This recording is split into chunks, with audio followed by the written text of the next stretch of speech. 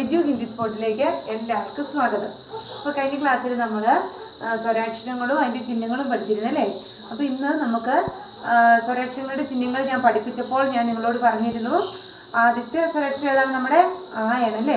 ആ എന്ന സ്വരാക്ഷരത്തിന് ചിഹ്നങ്ങളില്ല എന്ന് പറഞ്ഞിരുന്നു അല്ലേ. അപ്പോൾ അങ്ങനെ ഇന്ന് നമ്മൾ ചിഹ്നങ്ങളില്ലാത്ത കുറച്ച് വേർഡ്സുകൾ എഴുതാനും അതെങ്ങനെ വായിക്കാമെന്ന് നമുക്ക് നോക്കാം. അങ്ങനെ ചിഹ്നങ്ങളില്ലാത്ത വേർഡ്സിന് പറയുന്ന പേരാണ് ബിന മാത്രാവാലെ ശബ്ദ്. ചിഹ്നങ്ങളൊന്നുമില്ലാത്ത വേർഡ്സുകൾ. ഓക്കെ, ബിന മാത്രാവാലെ ശബ്ദ്, ചിഹ്നങ്ങളൊന്നുമില്ലാത്ത വേർഡ്സുകൾ. അത് നമുക്ക് എങ്ങനെ എഴുതാം, എങ്ങനെ വായിക്കാം എന്ന് നോക്കാം. അപ്പോൾ ആദ്യമായിട്ട് എൻ്റെ വീഡിയോ കാണുന്നവർ എൻ്റെ ചാനൽ സബ്സ്ക്രൈബ് ചെയ്യണം, ലൈക്ക് ചെയ്യണം, ഷെയർ ചെയ്യണം. ഓക്കെ, അപ്പോൾ നമ്മൾ ക്ലാസ്സിലേക്ക് പോകാം. അപ്പം നമ്മളിന്ന് പഠിക്കുന്നത് എന്താണ്? ബിന മാത്രാവാലെ ശബ്ദ്, ചിഹ്നങ്ങൾ ഒന്നും വരാത്ത വേർഡ്സ് നമ്മൾ പഠിക്കുന്നത്. ഓക്കെ, അപ്പോൾ നമ്മൾ സ്വരാക്ഷരങ്ങളും വ്യഞ്ജനാക്ഷരങ്ങളും അതിൻ്റെ ചിഹ്നങ്ങളും ഒക്കെ പഠിച്ചു കഴിഞ്ഞാണ് അല്ലേ. അപ്പോൾ നമുക്ക് എങ്ങനെ ബിന മാത്രാവാലെ ശബ്ദ് എഴുതാമെന്ന് നോക്കാം. ഓക്കെ, ഇത് ഏത് ലെറ്ററാണ് ഞാൻ എഴുതിയിരിക്കുന്നത്? ഇത് കായാണ് അല്ലേ. ഇതെല്ലാവർക്കും അറിയാം, കായാണ്. അപ്പോൾ ഈ കാ എന്ന വ്യഞ്ജനാക്ഷരത്തിൻ്റെ കൂടെ ഞാൻ വീണ്ടും ഒരു വ്യഞ്ജനാക്ഷരം ഇടുവാണ്. ഇതറിയാറ് എല്ലാവർക്കും, ലായ്. ല, കായും ലായും. അപ്പോൾ കായും ലായും കൂടെ വരുമ്പോൾ നമ്മൾ എങ്ങനെയായിരിക്കും വായിക്കേണ്ടത്? കല എന്നായിരിക്കുമോ? ഒരിക്കലും നമ്മൾ കല എന്ന് വായിക്കില്ല. കായും ലായും കൂടെ ഞാൻ എഴുതി ഒന്നിച്ചെഴുതി ഒരു വേർഡാക്കി. ഉണ്ടോ? രണ്ടിനെയും കൂടെ കൂട്ടിച്ചേർത്ത് ഒരു വേർഡാക്കി. എന്താണിത്? കല എന്നായിരിക്കുമോ? കായും ലായും കൂടെ കൂടുമ്പോൾ കല എന്ന് ഒരിക്കലും വായിക്കരുത്. നമ്മൾ ഹിന്ദി ലെറ്റർ ലാസ്റ്റത്തെ അക്ഷരങ്ങൾ ചിഹ്നങ്ങളൊന്നും വരാത്തത്, ആയുടെയോ ഈടെയോ ഊൻ്റെ ഒന്നും ചിഹ്നങ്ങൾ വന്നിട്ടില്ല ലാസ്റ്റ് അല്ലേ. അങ്ങനെ ലാസ്റ്റ് ചിഹ്നങ്ങളൊന്നും വന്നിട്ടില്ലെങ്കിൽ അതിനെ നമ്മൾ ഫുള്ളായിട്ട് പ്രൊനൗൺസ് ചെയ്യാൻ പാടില്ല. ഇതെന്താണ്? ലായായിട്ട് ഇന്ന് വായിക്കുക. ഇനി തായാണ് ത്, കായാണ് ക്ക്, മായാണ് മ്, അങ്ങനെയേ പറയാവുള്ളൂ. അപ്പോൾ ഇത് കായും ലായും. അപ്പോൾ ലായാണ് ലാസ്റ്റ് വന്നിരിക്കുന്നത്, ചിഹ്നങ്ങളൊന്നും അതിൻ്റെ കൂട്ടത്തിൽ വന്നിട്ടില്ല. അതുകൊണ്ട് നമ്മളിത് ഇൽ എന്നേ പറയാവുള്ളൂ അല്ലേ. അപ്പോൾ എന്നാ ഇത്? കൽ. ഓക്കെ, കായും ലായും കൂടെ ചേർന്നപ്പോൾ ഇത് എന്നാന്ന് വായിച്ചു? കൽ. ഇതിൽ ഒരു ചിഹ്നങ്ങളും വന്നിട്ടില്ല അല്ലേ. ഇതാണ് ബിന മാത്രാവാലെ ശബ്ദ്, ചിഹ്നങ്ങളൊന്നും വന്നിട്ടില്ല. അപ്പോൾ നമുക്ക് അതേപോലെ മറ്റൊരു ഉണ്ടെന്ന് നോക്കാം. ഇത് ഏത് ലെറ്ററാണ്? വായ്. വായുടെ കൂട്ടത്തിൽ ഞാൻ ഞായും കൂടെ എഴുതി, ഞാ.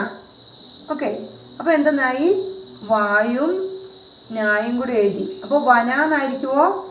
ഒരിക്കലും വന എന്ന് വായിക്കാൻ പാടില്ല. ലാസ്റ്റത്തെ നമ്മൾ എഴുതി തീർത്തിരിക്കുന്ന ലെറ്റർ ഏതാണ്? ഞായാണ്. ഞായ്ക്ക് ചിഹ്നങ്ങളൊന്നും വന്നിട്ടില്ല അല്ലേ. ചിഹ്നങ്ങളൊന്നും വരാത്തത് കൊണ്ട് അതിനെ ഫുള്ളായിട്ട് ഞാന്ന് പറയാൻ പാടില്ല. ന് അല്ലേ, ന് എന്ന് പറയാൻ പാടുള്ളൂ. അപ്പോൾ ഇതെന്തായി? വായും ഞായും കൂടെ കൂടിയപ്പോൾ വൻ. ഓക്കെ, വൻ, വന്, വൻ. ഓക്കെ, മനസ്സിലായില്ലേ? ഇനി അതേപോലെ നമുക്ക് മറ്റൊരെണ്ണം നോക്കാം. ഇത് ഏത് ലെറ്ററാണ്? ജായ്. ജായും ഗായും കൂടെ കൂടുമ്പോൾ എന്തായിരിക്കും വായിക്കുക?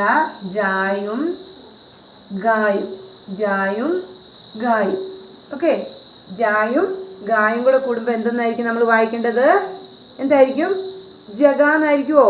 ഒരിക്കലും അല്ല. ലാസ്റ്റത്തെ ലെറ്ററിന് ചിഹ്നങ്ങളൊന്നും വരാത്തതുകൊണ്ട് നമ്മൾ ഗ എന്ന് പറയുള്ളൂ അല്ലേ. ഗായാണ്ട് ഗ എന്ന് പറയുന്നു. അപ്പോൾ എന്തായി ഈ ലെറ്റർ? ഈ വേർഡ് എന്തായി? ജഗ്. എന്തായി? ജഗ്. ഓക്കെ, ഇനി അടുത്ത അതേപോലെ മറ്റൊരെണ്ണം നമുക്ക് നോക്കാം. ഇത് ഏത് ലെറ്ററാണ്? മായ. മായുടെ കൂടെ ഞാൻ എഴുതി, ഞാ. മായുടെ കൂടെ ഞാൻ എഴുതി. അപ്പോൾ ഞാനിത് ഒന്നിച്ചൊരു വേർഡാക്കി എഴുതി. അപ്പോൾ ഇതെന്തായിരിക്കും വായിക്കുക? മന എന്നായിരിക്കുമോ? അല്ല. കാരണം എന്താണ്? എല്ലാവർക്കും അറിയാൻ എന്താണ്? അവസാനത്തെ ലെറ്ററിൻ്റെ കൂട്ടത്തിൽ ചിഹ്നങ്ങളൊന്നും വന്നിട്ടില്ല. അതുകൊണ്ട് അതിനെ ന് എന്നേ പറയുള്ളൂ. അപ്പോൾ ഇതെന്തായി? മന്, മൻ. ഓക്കെ, ഇനി അതേപോലെ നമുക്ക് മറ്റൊരെണ്ണം നോക്കാം.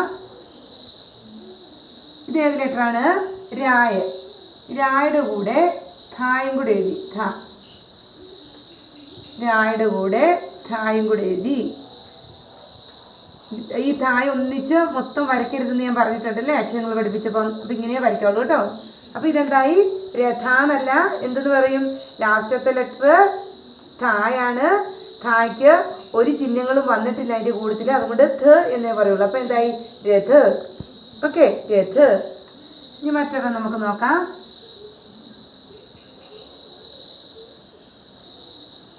ഇത് ലായാണ്. ലായുടെ കൂടെ ഞാൻ ഗായും കൂടെ എഴുതി. ലായുടെ കൂടെ ഗായും കൂടെ എഴുതി ഇതിനെ ഒരു വേർഡാക്കി. ഇപ്പം ഇത് വായിക്കുന്നത് എന്തായിരിക്കും? എല്ലാവർക്കും അറിയാം ലാസ്റ്റത്തെ ലെറ്റർ ഗായാണ്. ഗായുടെ കൂടെ ഒരു ചിഹ്നങ്ങളും വന്നിട്ടില്ല. അതുകൊണ്ട് അത് ഫുള്ളായിട്ട് പ്രൊനൗൺസ് ചെയ്യാൻ പാടില്ല. പകുതിയായിട്ട് കാഫായിട്ട് പറയാം. അപ്പം എന്നായി? ലഗ്, ലഗ്. ഓക്കെ, അപ്പം നിങ്ങൾക്ക് മനസ്സിലായോ? ആദ്യത്തെ ഇതെന്ത് വായിക്കും? കൽ, വൻ, ജഗ്, മൻ, രഥ്, ലഗ്. ഓക്കെ, ഇതെല്ലാവർക്കും പിടി കിട്ടിയോ? അപ്പം ഇങ്ങനെ ചിഹ്നങ്ങളൊന്നും ഇതിലൊരിടത്തും ഒരു ചിഹ്നങ്ങൾ പോലും വന്നിട്ടില്ല അല്ലേ? നമ്മൾ സ്വരാക്ഷരങ്ങളുടെ ചിഹ്നങ്ങൾ പഠിച്ചിട്ടുണ്ട്. അതിലെ ഒരു ചിഹ്നങ്ങളും ഈ വേർഡ്സുകളിൽ വന്നിട്ടില്ല. ഇങ്ങനെ ചിഹ്നങ്ങളില്ലാത്ത വേർഡ്സിന് പറയുന്നതാണ് ബിനാ മാത്രാവാലെ ശബ്ദ്. അതായത് ഇതിൻ്റെ അകത്തെല്ലാം ആ എന്ന സ്വരാക്ഷരമാണ് വന്നിരിക്കുന്നത്. ആ എന്ന സ്വരാക്ഷരങ്ങൾ വ്യഞ്ജനാക്ഷരങ്ങളുടെ കൂടി ചേർന്നിട്ടുണ്ട്.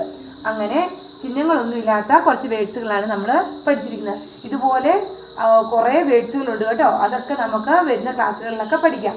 അപ്പോൾ ഈ വേർഡ്സുകൾ ഇങ്ങനെ നിങ്ങൾ നിങ്ങളുടെ ടെക്സ്റ്റ് ബുക്കിലൊക്കെ നോക്കി ഇതുപോലെ ചിഹ്നങ്ങളൊന്നും ചേരാത്ത വേർഡ് വന്നിട്ടുണ്ട്, അത് വായിക്കാൻ വേണ്ടി പ്രാക്ടീസ് ചെയ്യണം. ഓക്കെ, അപ്പോൾ ഇതൊന്നുകൂടി വായിച്ചു തരാം. കൽ, വൻ, ജഗ്, മൻ, രഥ്, ലഗ്. ഓക്കെ, അപ്പം ഇതുപോലെ മറ്റൊരു ക്ലാസ്സുമായി വരാം. അപ്പോൾ എൻ്റെ വീഡിയോ കാണുന്നവരെല്ലാം എൻ്റെ ചാനൽ സബ്സ്ക്രൈബ് ചെയ്യണം, ലൈക്ക് ചെയ്യണം, ഷെയർ ചെയ്യണം. Okay, thank you.